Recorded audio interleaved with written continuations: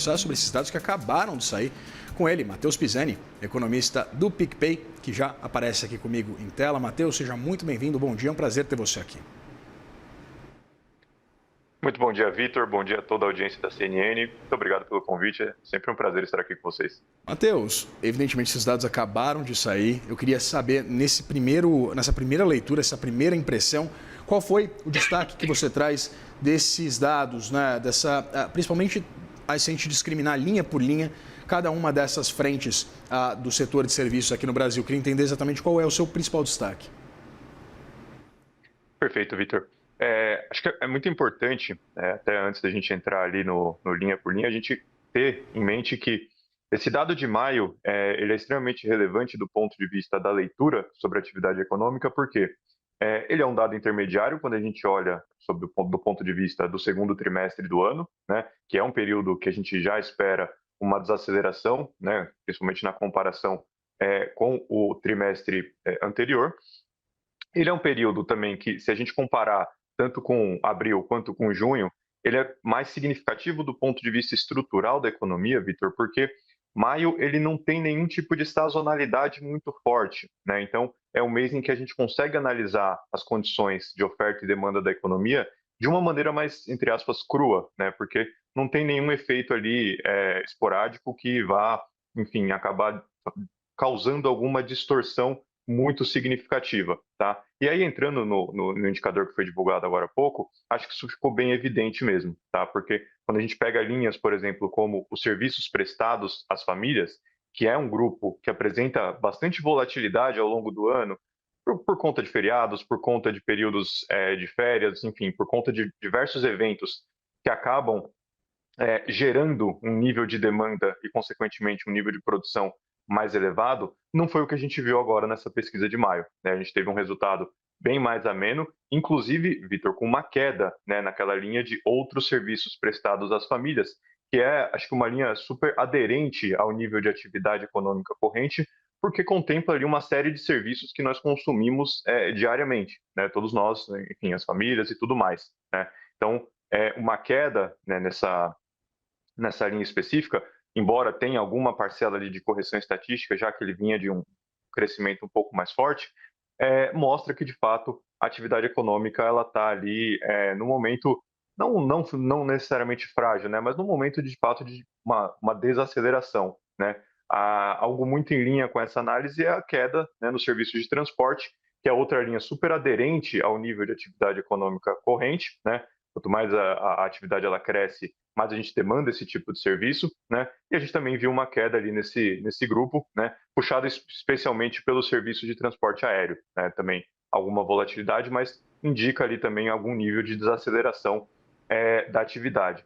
Só para fechar essa primeira análise, Vitor, Ok. acho que é super importante ressaltar também, tem um grupo que é o grupo de serviços de informação e comunicação. Esse grupo ele é super importante porque ele é bem menos sensível a variáveis macroeconômicas conjunturais, por exemplo, a taxa de juros, né? É um grupo que ele consegue crescer a taxas elevadas, mesmo quando a taxa de juros também se encontra no patamar elevado, ele descola um pouco dos seus pares, né? E o que a gente tem visto nas últimas medições da PMS é que esse grupo está desacelerando o ritmo de crescimento, né? E acho que isso pode ser um ponto importante quando a gente analisa não só o PIB do segundo trimestre, mas também a dinâmica prospectiva que a gente espera para o decorrer do ano. Você falava sobre essa leitura de um impacto no nível de atividade, Matheus. Eu queria entender se esse dado a gente consegue correlacionar com uma taxa de juros tão ostensiva e entender exatamente se essa potência da política monetária ela tem sido, ela já tem já é trazida, né? Já é mensurada exatamente por esse dado observando exatamente que a gente tinha uma expectativa de uma estabilidade, né, e houve esse recuo de 0,4% no nível de atividade no mês, no volume de serviços prestados. Né? Perfeito. Parcialmente sim, né? Acho que tem um componente ali importante que inclusive você citou na sua fala inicial, que é o fato de que o setor de serviços ainda opera em um nível muito acima do que nós tínhamos no pré-pandemia, né? A gente está falando de quase 20% de diferença frente ao pré-pandemia, então tem um movimento de desaceleração que é natural, que vai acabar acontecendo e que pode motivar surpresas como essa que nós vimos hoje, né, na divulgação, estabilidade, o mercado esperava uma estabilidade e nós tivemos uma queda, mas acho que em alguma medida nós temos sim alguns indicativos de que a política monetária pode sim estar fazendo efeito sobre o grupo de serviços, né? Como a gente sabe, como os economistas sempre pontuam, esse é um grupo que ele demora mais para desacelerar, né? Os movimentos eles tendem a ser um pouco mais longos do que quando a gente compara com o setor industrial ou até mesmo com o setor de comércios, né? É muito por conta da essencialidade que os serviços eles adquiriram no cotidiano das famílias, na cesta de consumo das famílias, né? Mas aí quando a gente olha para um dado como hoje, né, e um movimento que eu já citei de queda em um subgrupo super importante que são de outros serviços prestados às famílias, a gente pode também correlacionar, né, com o efeito da própria taxa de juros, né? Uma vez que, na medida em que o orçamento das famílias ele fica cada vez mais limitado, né, por diversos fatores, tanto pelos juros quanto pela inflação um pouco mais alta, quanto por esse movimento ali de arrefecimento no mercado de trabalho, a tendência é que as famílias elas passem a abdicar, né, de algumas, né, de algum dos componentes da sua cesta de consumo e muitas vezes os serviços eles acabam sofrendo com essa escolha, né? Então, consequentemente, a gente observa esse movimento de desaceleração, né? Então, assim, resumindo aqui, a gente tem alguns efeitos difusos, né, contribuindo para essa desaceleração e um deles, sem sombra de dúvidas, é o efeito da taxa de juros, que por mais que ele seja um pouco mais lento no caso dos serviços, ele tende a ser sentido de maneira mais intensa daqui para frente. Matheus, a gente está olhando, evidentemente, para o passado, mas eu queria entender se, com base nesses dados, nesse comportamento de um setor que é um dos mais importantes da economia brasileira, sustenta exatamente boa parte do nosso crescimento econômico, eu queria entender, a gente tem uma perspectiva agora de um IPCA menos pressionado no fim do ano, o Boletim Focus aponta para uma perspectiva agora de encerramento do IPCA em 5,16%, né? Havia na semana anterior uma perspectiva de inflação de 5,3% ao fim do ano. Evidentemente, a gente acompanha ao longo dessa semana um novo tensionamento entre Estados Unidos e Irã, um novo salto, uma nova disparada do preço do petróleo.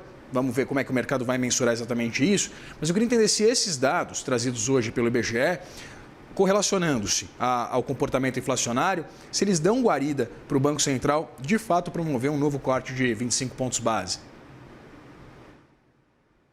Perfeito, acho que essa é uma ótima pergunta mesmo, Vitor, porque a pauta da atividade econômica, né, ela sempre permeia as comunicações do Banco Central, né, e nós temos observado, de certa forma, uma mudança, né, na forma como o Banco Central trata a questão da atividade econômica ao longo do tempo, né? Então, se a gente pensar há um ano e meio atrás, por exemplo, a grande discussão era a questão do hiato do produto, né, que o hiato do produto ele estava fechando, muitos consideravam inclusive que ele já estava fechado e que isso tinha um impacto sobre a condução da política monetária no sentido de que era um vetor inflacionário, né, era um vetor que estava ali comprometendo, né, a potência da política monetária e, consequentemente, comprometendo a missão do Banco Central de atingir a estabilidade de preços.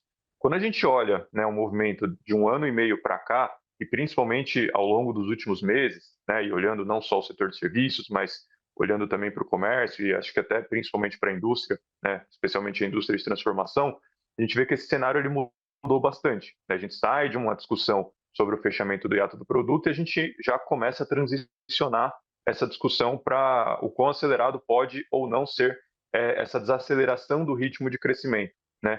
E sem sombra de dúvidas isso tem um peso, né, sobre as decisões do Copom, sobre as decisões do Banco Central no que diz respeito à taxa de juros, né? A gente sempre foca muito no mandato de inflação do Banco Central, mas na verdade ele tem um mandato duplo, né, que é atingir a estabilidade de preços, né, o centro da meta de inflação, ao menor custo possível para a atividade econômica, né? Então,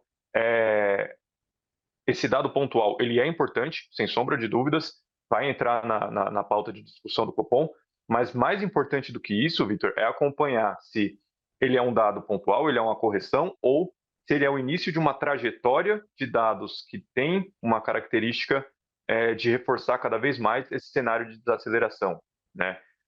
Caso esse segundo caso seja de fato a hipótese central, isso tende a ganhar cada vez mais peso sobre as discussões do Copom e pode sim abrir caminho para um corte de juros, seja na próxima reunião, mas também nas reuniões subsequentes, né? Então, acho que é um insumo extremamente importante para o debate que tem sido feito agora no mercado e também para o debate que vai ser feito pelo Banco Central nas suas próximas reuniões. Conversei com o Matheus Pisani, economista do PicPay. Matheus, muito obrigado pela disponibilidade de sempre de conversar com a gente aqui no Money. Muito obrigado, Vitor. Agradeço mais uma vez pelo convite. Um ótimo dia a todos e até a próxima. Para você também. Até mais.